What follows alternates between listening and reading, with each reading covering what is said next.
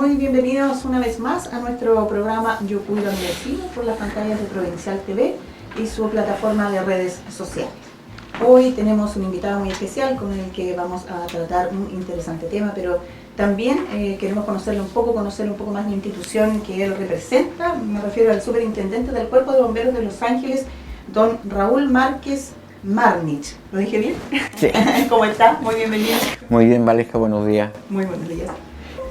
Bien, tenemos novedades en cuanto al quehacer de la institución, que ha estado muy ocupada durante el año. Le ha tocado desde el verano, pasar por los meses de invierno, ¿verdad? La naturaleza se ha manifestado y les ha tocado a ustedes también estar participando. Sí. Estas emergencias les han producido. Sí.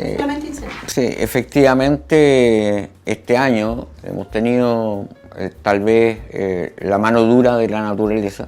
Partimos con los incendios forestales en la temporada estival y llegó la temporada de invierno, cosa que no había ocurrido otros años, y nos empezó a centrar en nuestro quehacer en aquellas operaciones de rescate y evacuación de vecinos que se vieron amenazados por la subida de los ríos frente a la cantidad de agua caída en este último tiempo. Por lo tanto, hemos estado ocupados, pero no, yo diría que no nos saca tanto de nuestro esquema, porque tradicionalmente en nuestra ciudad al menos, en la temporada estival, nos hemos centrado fuertemente en los incendios forestales. Sin embargo, cuando llega la época otoño-invierno, las bajas temperaturas hacen que disminuyan los incendios forestales, obviamente, pero se produce un aumento de lo que son los incendios estructurales, producto de inflamaciones de chimeneas, estufas en malas condiciones, etc. Por lo tanto, ha habido un poco de compensación en ese sentido, por lo tanto no se ha disparado tanto la cantidad de servicios, pero hemos cambiado un poco de rubro en los servicios. Perfecto. Como cada año, cada temporada tiene su afán, ¿verdad? Sí, por supuesto. Incendios forestales, invierno, incendios estructurales, como bien dice usted. Queremos conocer un poquito más la institución en Los Ángeles, don Raúl. ¿Cuántos años de existencia tienen bomberos en la ciudad de Los Ángeles? Bien, si nos colocamos o nos ubicamos en noviembre, 23 de noviembre de este año, vamos a cumplir 135 años de servicio en la ciudad. Un 23 de noviembre de 1888 se funda nuestro cuerpo de bomberos y a partir de ahí ha tenido un crecimiento paulatino en el tiempo y que se ha ido desarrollando. Hoy día contamos ya con 9 compañías de bomberos que atienden el total de 200 y tantos mil habitantes que tiene nuestra ciudad, ubicada en diferentes lugares junto al desarrollo de la ciudad. El desarrollo urbano de la ciudad hemos ido planteándonos unos desafíos porque tenemos que dar una atención cada vez de mejor calidad a nuestros vecinos, que son mal que mal el motivo de la existencia nuestra, que es prestar un servicio a la comunidad, a los vecinos y darles la certeza y la seguridad que nuestra respuesta va a ser con un nivel y bajo estándares suficientes para el derecho que ellos tienen a esta seguridad. Es un derecho de las personas tener seguridad. Claro, y para estos 200.000, más de 200.000 habitantes de la comuna, ¿hay suficientes voluntarios? ¿Requieren más personal, equipamiento? ¿Cómo está Bomberos en este año? A ver, yo diría un poco en base, si bien es cierto, hoy día estoy a cargo de la institución desde el punto de vista administrativo, soy el representante legal de la institución, y las operaciones están a cargo de un comandante. En este caso nosotros tenemos 3 comandantes. A partir de este año ya elegimos 3 comandantes, hasta el año pasado se elegían solo 2. Pero junto a eso y apoyando un poco la experiencia que me dio haber estado 10 años en la comandancia de nuestro cuerpo de bomberos, puedo decir que la institución ha ido preparándose adecuadamente en cantidad de personal, en cantidad también de equipamiento, sin perjuicio que siempre es necesario ir actualizando los equipamientos, siempre es necesario que nuestro personal se esté actualizando los conocimientos, las habilidades y en las competencias que hay que tener para dedicarse a ser bombero. Lamentablemente, aunque uno quisiera, no todas las personas pueden ser bomberos. Es bastante específica la función que cumplimos también requiere de ciertas condiciones particulares, personales, que hacen que no todo el mundo pueda ser bombero, lamentablemente. Nosotros todos los años recibimos una cantidad determinada de aspirantes, que así les llamamos, o postulantes, que son las personas que desean ingresar a la institución, después de un proceso, entre comillas, llamémoslo de conocimiento de sus antecedentes, una serie de otros aspectos. Estos postulantes son visados o autorizados por el directorio general de nuestro cuerpo bombero, y a partir de allí, los que pasan, entre comillas, la selección, pasan a tener la calidad de aspirantes del cuerpo bombero.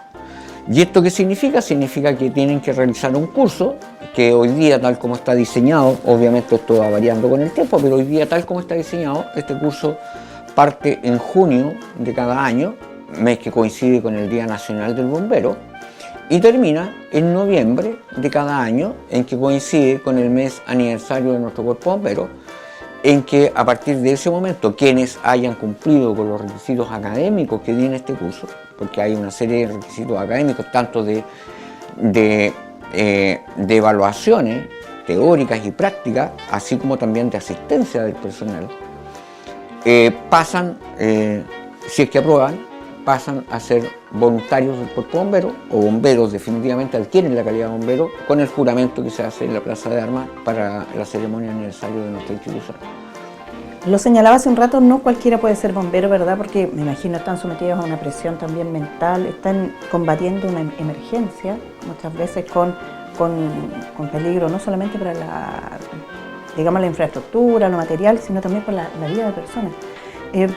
¿Cómo una persona llega a ser bombero? Ya vimos lo del curso, pero me refiero, debe tener ciertas condiciones para ser bombero. ¿A qué se refiere? Bueno, yo creo que lo primero es que le tiene que gustar. Tiene que sentir una pasión por esta acción que desarrollamos. Sin embargo, y aquí nuestros televidentes, ¿no es cierto?, podrán coincidir conmigo, que nuestra institución no es conocida más allá de que, los bomberos apagan incendios o van a los rescates. Pero es mucho más, y no se conoce el fondo de nuestra institución. Entonces nosotros siempre, y es un dicho muy antiguo entre los bomberos, que decimos, nadie es bombero sino hasta después de 5 años en la institución. Porque nos ocurre, por ejemplo, este año entraron, si mal no recuerdo, se presentaron más de cerca de 60 postulantes al cuerpo bombero, de los cuales pasaron o quedaron 51 aspirantes, vale decir 51 personas que iniciaron el curso. Llevamos como la mitad del curso y ya vamos en 36. ¿Por qué? Porque hay mucha gente que se da cuenta que no es lo que ellos creían, y es legítimo. Esto no es una crítica, digamos, no es con el fin de apuntar con el dedo y decir, mira, tú estuviste, no, es absolutamente legítimo, y de verdad yo prefiero, en mi calidad de superintendente, que las personas decidan a mitad de curso abandonar, que continuar con el curso, llegar a ser bombero, incluso mantenerse en la institución por un par de años, y algunos se mantienen mucho tiempo sin cumplir con las obligaciones, sin cumplir con los deberes que la institución tiene. Porque muchas veces se habla de nosotros como voluntarios. Y la verdad las cosas es que lo único voluntario que nosotros tenemos es el deseo de ingresar y luego el deseo de salir, salvo que cometamos alguna infracción y que nos sancionen. Pero básicamente son 2 actos voluntarios que nosotros tenemos en la institución, ingresar y salir. El resto está plagado de obligaciones y deberes que debemos de cumplir fielmente, o sea, cumplir con los reglamentos, cumplir con los servicios, cumplir cuando nos designan en guardias nocturnas, turnos de guardias nocturnas, tenemos que cumplir. Cuando nos designan en algún cargo o nos eligen en algún cargo, también tenemos que cumplir. Entonces, va más allá de simplemente decir somos voluntarios. Claro. Ya lo decíamos hace un minuto, no cualquiera puede ser bombero, no por excluir a nadie, sino por las capacidades, las condiciones que debe tener. 2 consultas. ¿Qué condiciones debe tener una persona para ser voluntaria de bomberos? Y al mismo tiempo, ¿cuáles son estos otros servicios que ustedes prestan? No solamente el combate de la emergencia, en el incendio, que es como más los conoce la comunidad. A ver, en relación a la primera, las condiciones que deben de tener las personas, como partí en la respuesta anterior, deben primero gustarle mucho el servicio que nosotros realizamos. Pero en segundo lugar debe reunir algunos elementos que yo diría que son de principios, son de valores. A ver, nuestra institución tiene dos pilares fundamentales en su estructura. Un principio fundamental es la democracia. ¿Y por qué la democracia? Porque todos los oficiales, todos los que desempeñamos cargos en la institución somos electos, según los reglamentos, en el caso de nuestro cuerpo de bomberos, todos los años. Tenemos elecciones en diciembre y por lo tanto la democracia, la mayoría, designa quién o elige quién es la autoridad del cuerpo de bomberos. Pero al mismo tiempo, y esto que se puede entender, ¿no es cierto?, en el mundo civil, mira qué bonito, la democracia, se vota. Sí, pero la democracia solo, entre comillas, es este pilar fundamental que nos permite la elección de nuestras autoridades. Porque cuando ya están electas, entre comillas, el principio de democracia desaparece y se pasa al otro pilar, que es el pilar de la disciplina y de la jerarquía. Entonces nuestra institución es absolutamente jerárquica, además. O sea, si lo queremos mirar, el mundo de las Fuerzas Armadas. Efectivamente, el mundo de las Fuerzas Armadas. Cuando un comandante en un servicio ordena realizar un trabajo, hay que obedecer la orden del comandante. O sea, yo no puedo llevarlo a votación, no puedo decir, oye, votemos, ¿tendrá razón el comandante o no tendrá razón? Bueno, si se equivoca técnicamente, en su momento habrá que representárselo, decirle, mire comandante, yo creo que usted está equivocado, pero en definitiva, si él insiste en la orden, uno tiene que cumplir. Se verán las consecuencias de esa orden y vienen todos los procedimientos internos que nosotros tenemos de disciplina. Por lo tanto, esos dos grandes pilares hacen que las personas, que nosotros que estamos adentro, debemos de tener valores intrínsecos a nuestra acción. Por ejemplo, la lealtad. La lealtad es un principio intrínseco dentro de nuestra institución. ¿Por qué? Porque tenemos que respetar a nuestras autoridades, obedecerlas al mismo tiempo, pero saber cuándo, dónde y cómo hacer eventualmente una crítica frente a lo que nos están a lo que nos están diciendo. Disciplina. Conceptos éticos y morales. Nosotros somos una institución que desde los inicios hemos tenido siempre un cierto rigor ético y moral. Por lo tanto, esto hace que de una u otra manera, yo diría que esa es la razón, entre comillas, el secreto que ha permitido que nuestra institución, desde, en el caso de la ciudad de Los Ángeles, 135 años, en el caso de los bomberos en Chile, 172 años, en que hemos sido tal vez la institución que nunca ha, salvo por ahí algunas situaciones particulares, pero nunca ha tenido una caída en la apreciación o en el cariño que la comunidad le manifiesta. Siempre estamos entre las primeras instituciones respetables, etcétera, del país, porque se da eso, se da algo que de una u otra manera también hemos estado perdiendo, tal vez engolosinados en una serie de cosas, pero perdiendo lo que a mí me parece esencial, ser los caballeros del fuego. Nuestra institución, eso es lo que la caracteriza, ser caballeros del fuego. Y respecto de los servicios, que era la otra pregunta que tú me hacías, nosotros, bueno, obviamente están los incendios estructurales, está todo lo que es el rescate, estamos hablando de rescate en el amplio sentido de la palabra. En nuestra zona no tenemos, pero por ejemplo en la zona norte existe el rescate minero. En otra zona existe el rescate marítimo. Aquí en nuestra zona nosotros tenemos, bueno, en nuestra ciudad principalmente tenemos rescate vehicular, hay dos unidades de rescate integral que están dedicadas al área de rescate vehicular, al área de rescate en fosos o zanjas, rescate de altura, en el fondo trabajo con cuerda. Y aparte de eso, existen otras especialidades como materiales peligrosos, para decir enfrentar cualquier incidente en que existan material peligroso. Tenemos hoy día unidades que se están especializando en el área de rescate de incendios forestales. No en nuestra comuna, pero alrededor nuestro existen algunas unidades que son especializadas, que reciben la denominación de GERSA. Esto quiere decir grupos de búsqueda y rescate subacuático, que básicamente hacen búsqueda de personas en ríos, en algunas zonas de aguas no correntosas, como pueden ser lagunas o efectos lugares similares. Y por lo tanto abarcamos un sinnúmero, y dentro de eso caen otros servicios que no son propiamente tal emergencia, pero que están clasificados por nuestra institución como otros servicios. Por ejemplo, cuando a alguien se le cierra el departamento y quedó con la llave adentro de la casa, nos pueden llamar. Ahora, en esos otros servicios que no son emergencia, por el hecho que no son emergencia y no son la labor fundamental nuestra, nosotros cobramos un pequeño aporte, porque obviamente no es nuestro objetivo, no es nuestro fin como institución dar ese tipo de apoyo, pero estamos conscientes que a veces la comunidad lo necesita. Ahora, cuando ese, por ejemplo, apertura de departamento que tiene un pequeño aporte, ¿cuándo se transforma en emergencia? Cuando, por ejemplo, al interior de esa casa hay una persona minusválida, hay una persona, un menor de edad, hay una persona adulto mayor que tiene alguna dificultad, ¿no es cierto?, de movilidad. Cuando hay, por ejemplo, una fuente calórica encendida, se quedó una estufa encendida, se quedó una cocina con alguna olla puesta ahí, y evidentemente lo que nosotros estamos haciendo ahí es transformarlo en emergencia para poder evitar de que tengamos un daño mayor y un peligro mayor para aquellas personas que están ahí. Lo decía usted hace un minuto, en la institución ha gozado históricamente de una muy buena imagen y de una muy buena relación con la comunidad por todo lo que ya hemos conversado y conocemos.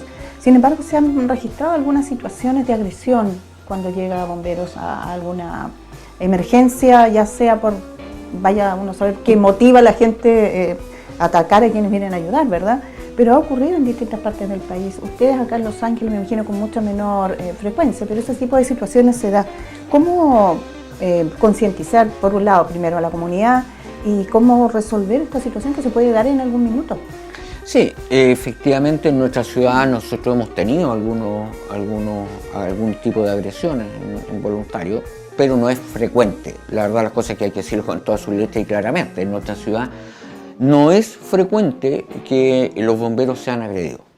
¿Existen? Sí, ha existido un par de situaciones, algunas medias complejas, pero no es algo frecuente. En otras ciudades se da a lo mejor tal vez de manera más frecuente. Ahora, buscando un poco la causa, yo creo que la causa está primero, la primera derivada para que esto sea así es que yo creo que falta conocimiento. ¿Y a qué me refiero con esto? Me refiero a que como país nosotros no tenemos una conciencia y ni los conocimientos tampoco suficientes para actuar como ciudadanía, me refiero, desde el punto de vista de administrar y gestionar las emergencias. La emergencia no es solo el hecho mismo, o sea, cuando hablamos de un incendio, claro, uno técnicamente lo ve que es el fuego que no está en control quemando una casa. Sí, pero eso tiene un antes, el durante, que es incendio propiamente tal, y un después. Y cuando uno tiene una visión de gestión y administración de la emergencia, se preocupa del círculo completo, no solo de la emergencia en sí, no solo la reacción. Nosotros como institución somos una institución por definición reactiva, porque damos respuesta a una emergencia. Pero eso no quita a que no tengamos también una labor preventiva de educación y también una labor de restauración, que es lo que ocurre después de la emergencia. Y aquí hay una tarea que yo creo que como ciudadanía, como conjunto social, debemos de enfrentar generando este círculo, llamémoslo vicioso pero virtuoso, ¿no es cierto? Sí. En términos que tenemos que preocuparnos de cómo prevenimos una emergencia. Y al momento de cómo prevenimos una emergencia, estamos ciertos de que hay muchas emergencias que por mucha prevención que le pongamos, van a ocurrir igual. Entonces el punto es, si asumimos de que igual van a ocurrir algún tipo de emergencias que son estas, entre comillas, emergencias inevitables, bueno, veamos de qué forma mitigamos lo que en esa emergencia va a suceder. Pero antes de que ocurra, o sea, que digamos exactamente cuál va a ser el impacto. No, mire, sabe que la posibilidad de que se quemaran 3 casas y gracias a estas acciones de mitigación previas ya se quema una sola. Bien, entonces ahí estamos apuntando en la dirección correcta. Y por eso el llamado es un poco a eso. yo creo que esta agresión, cuando ocurre, es por falta de conocimiento, porque muchas veces las personas adoptan o asumen ciertas situaciones que no son. Y nosotros lo hemos comprobado. Muchas veces, por ejemplo, se producen agresiones. ¿Por qué? No, que el bombero llegó demasiado tarde. Se demoró mucho. Ya, ok. ¿A qué hora llamaron a bomberos? Claro, porque todos se asustan, y nadie tiende a llamar, claro, porque no hay un plan de acción por parte de los vecinos. Cuando uno administra y gestiona la emergencia, uno genera planes de acción. Y cuando uno genera planes de acción, tiene el encargado del llamado, el que reemplaza al que tiene que llamar, el que reemplaza al que reemplaza. O sea, uno se coloca en todas las situaciones y permite entonces que haya alguien que siempre va a llamar a los bomberos o que va a dar el aviso, y nos aseguramos que da el aviso. También tenemos un protocolo que permita, estoy hablándolo, digamos, como comunidad, debiéramos de contar con un protocolo que nos permitiera señalar o asegurarnos de que efectivamente se llama bombero. Si nada cuesta, oiga vecino, ¿usted llama bombero? Porque muchas veces nosotros comprobamos que la gente nos dice que el incendio partió, voy a inventar la hora, 22 horas, y nosotros vamos a nuestra central de alarma y comunicaciones, ¿a qué hora recibió el llamado? Porque esto se graba, y vemos que el llamado entró a las 20:20. O sea, 20 minutos después de que estaba el incendio. O sea, evidentemente, si nosotros llegamos a ese incendio, no tenemos, entre comillas, nada que hacer. O sea, a lo más vamos a evitar de que se propague a otras casas, pero respecto a la casa sinistrada ya es re poco lo que podemos hacer. De hecho, hay bastantes estudios en ese sentido, y la evolución del desarrollo de un incendio, aproximadamente en cada 4 minutos, ya tenemos un incendio de lo que nosotros los bomberos llamamos incendio reventado, es decir, que no hay ni una posibilidad de nada, porque la casa está completamente en llamas, en cada 4 minutos. Desde el momento en que se le llega siquiera una velita, por decirlo así, apegada en una cortina. En 4 minutos el incendio termina reventado. Entonces, cada minuto, cada segundo que nos demoramos en llamar a bomberos es también un segundo o un minuto que va en perjuicio de evitar que esto se propague más, y además que no tenemos, por ejemplo, las personas que empiezan a sentir olor a humo o ver un poco de humo en la casa, y abren las ventanas, abren las puertas para que salga el humo. Bueno, con eso lo único que están haciendo es alimentar con oxígeno el eventual incendio. Por lo tanto, es todo lo contrario. Si yo detecto que hay humo y está, por decirlo de alguna manera, está en la cocina el humo, bueno, cierro las ventanas de la cocina y cierro todas las puertas de la cocina, incluso la que da hacia el pasillo o el comedor, de manera que el incendio quede encerrado adentro de la cocina. Y eso da la ventaja que se gana tiempo para la reacción de bomberos que llegue al lugar, y el incendio va a estar confinado en ese sector. Va a demorar más en salir de la cocina. Como cuando en la noche se siente olor a gas y el instinto a prender la luz para ir a ver dónde está el gas. Pero en ese trabajo preventivo y educativo ese rol preventivo y educativo que tiene bombero, de alguna manera llega a la comunidad organizada, porque me imagino que es mucho más difícil llegar casa por casa para, por ejemplo, llevar este tipo de información que usted está entregando ahora, que dice, encierren, ahoguen el incendio. ¿Cómo llegan con este rol preventivo y educativo a la comunidad? Sí, básicamente, como lo dije hace un rato atrás, nuestra institución es una institución de reacción, de respuesta a la emergencia. Sin embargo, desde hace algunos años hemos venido asumiendo un poco este rol preventivo, pero básicamente, por supuesto, y este rol lo hemos ido asumiendo básicamente atendiendo. Aquí tal vez uno puede equivocarse en términos de decir, mire, no sacamos nada con obligar a las personas. Aquí tiene que haber deseo o iniciativa por parte de la comunidad organizada de decir, ¿sabe qué más? Nosotros queremos una charla, por ejemplo, de uso de extintores. Estoy inventando. Entonces, ¿y dónde vamos a pedir la charla de uso de extintores? Mire, vamos a los bomberos. Entonces, vienen y nos solicitan. Y con una debida coordinación, obviamente nosotros vamos a privilegiar nuestros servicios, nuestras emergencias, pero no teníamos ningún problema, y en este sentido lo hemos hecho varias veces. Yo me acuerdo que yo he ido 2 o 3 veces, por ejemplo, a distintas juntas de vecinos, Una vez fuimos a una junta de vecinos allá en el siglo XX, en el sector sur de nuestra ciudad, porque una junta de vecinos determinada había elaborado un programa o un proyecto de adquisición de extintores por casa. Y habían, creo que, adquirido cerca de 40 extintores. Pero, claro, cuando les llevaron los extintores, les enseñaron, entre comillas, el uso de los extintores. Que a todo esto, si uno se quiere poner así como súper franco, el uso de extintores no tiene, entre comillas, ningún gran secreto. Mire, sáquele el seguro, acérquese al fuego, gatilla la base del fuego, abanique, listo. Y es cosa de leer las instrucciones que vienen en el mismo extintor, claro, ahí en el envase pegado. Claro, que viene con dibujito. Pero cuando uno va un poco más allá y explica, por ejemplo, cómo se desarrolla un incendio, cuáles son las fases de un incendio, cuáles son los escenarios de un incendio, y se los da a conocer, como que las personas empiezan recién ahí a hacer clic de cuándo tienen que usar el extintor, porque el extintor no se puede usar en cualquier incendio. Está en la fase inicial del incendio, cuando el incendio está partiendo. Si no lo uso allí, la recomendación es salga, cierra las puertas, o sea, primero salga y luego cierra las puertas, porque si digo cierra las puertas y luego salga, va a ser difícil, pero se cierra, se va cerrando las puertas a la medida que se va saliendo, de manera de dejar confinado el incendio. Y no uso extintor. Si ya el incendio ya creció, por lo tanto el extintor no me va a servir, ni aunque lleve 20.000 extintores, no me va a servir. Que es un poco el ejemplo que normalmente yo recurro cuando hablo de los extintores. Yo digo, mire, ¿cuál es la norma en Chile respecto del uso de extintores en vehículos menores? Un extintor de 1 kilo, una cosita así chica. Bueno, ¿usted ha visto si alguna vez han podido controlar el incendio de un vehículo con ese extintor?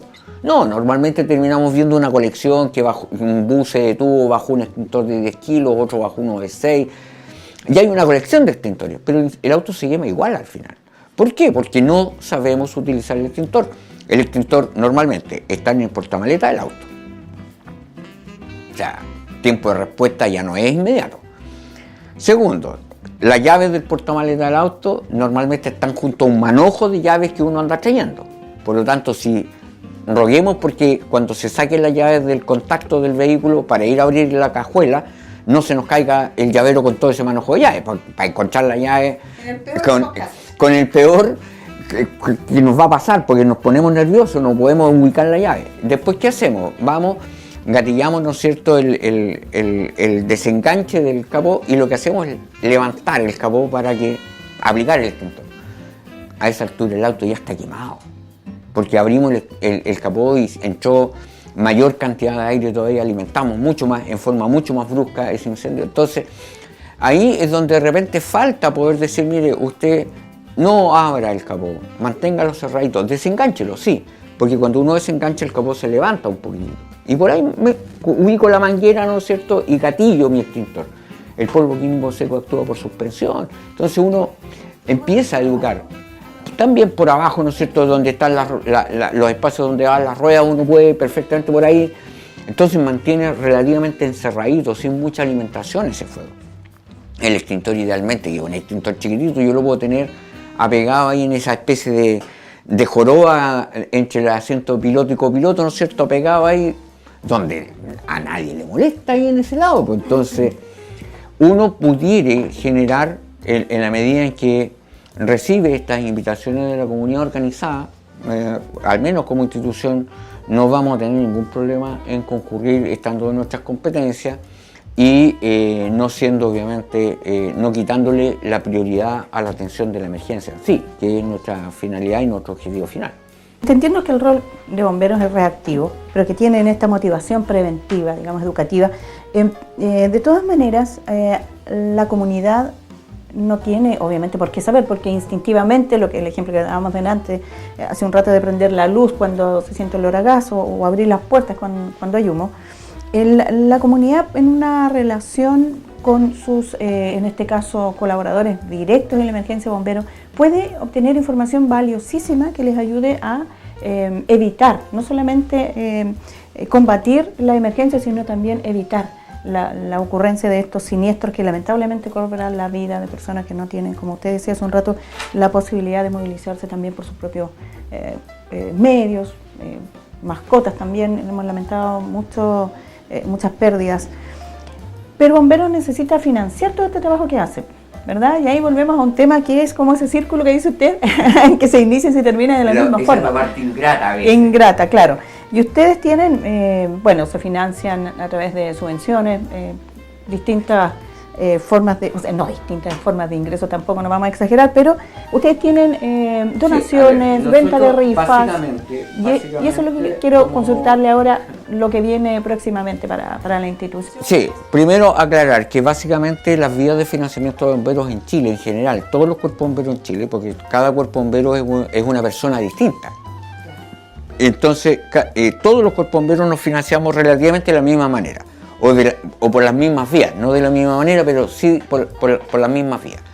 Primero, recibimos un aporte que está establecido en el Presupuesto Nacional de la Nación a través del Ministerio del Interior, específicamente la Subsecretaría de Seguridad, que entrega un monto asignado por Presupuesto Nacional, por lo tanto aprobado la Ley de Presupuesto Nacional, a una organización, llamémosla así, que se llama Junta Nacional de Bomberos. Esta Junta Nacional de Bomberos, la finalidad que tiene es representar a todos los cuerpos de bomberos del país, a los 314 y me parece que ahora somos un poco más de 314 cuerpos de bomberos del país, representarla ante las autoridades nacionales y coordinarnos en muchas materias. Y esta Junta Nacional distribuye este presupuesto, según algunos, llamemos las fórmulas de cálculo, a cada comuna, a cada cuerpo bombero del país, de manera más o menos proporcional, atendiendo a la cantidad de bomberos, atendiendo a la cantidad de compañía, atendiendo a la cantidad de servicios, el tamaño de la ciudad también influye, obviamente. Y esa es una vía de ingreso. A nosotros aproximadamente todos los años, por esta vía del Ministerio del Interior, nos llega cerca de 200 millones de pesos. Luego está la subvención municipal, que también es variable dependiendo del municipio. Hay algunos municipios que se portan muy bien con los bomberos y otros que se portan regular y otros que definitivamente se portan muy mal en la subvención. Bueno, en el caso de nuestra ciudad, tengo que reconocerlo, desde hace mucho tiempo, yo diría que desde el año 2000, sí, como del 2000, la Municipalidad de Los Ángeles se ha destacado a nivel nacional por entregar una muy buena subvención a los cuerpos bomberos, a nuestro cuerpo bombero, y que se ha mantenido hasta el día de hoy. ¿Y por qué me acuerdo un poco de esta fecha? Porque el año 2001, cuando Bomberos de Chile cumplió 150 años en nuestro país, se hizo una convención de bomberos en Valparaíso, dado que Valparaíso fue el primer cuerpo bombero de Chile. Y en esa convención uno de los temas a tratar era financiamiento bombero. Y cuando empezamos a hablar de cuánto aportaba cada municipio, y nosotros como cuerpo bombero dijimos la subvención que en ese tiempo nos daban, no la podían creer. Era si mal no recuerdo, era como la tercera más alta en el país. Entonces era como así, oh, malditos bomberos de Los Ángeles, nos tenían pica casi todos. Claro, casi todos se querían venir a ser bomberos acá. Entonces, y eso se ha mantenido. Y el municipio hoy día nos entrega una subvención de 200 millones de pesos, muy similar a la que nos llega por la vía del ministerio, y este año incluso nos entregó 250 millones de pesos porque, como estaban los incendios forestales, nos entregaron de inmediato la cuota completa de 200 millones, porque antes era parcelizada en 2 cuotas. Ahora nos entregaron la cuota completa, 200 millones en febrero, para que enfrentáramos esta emergencia.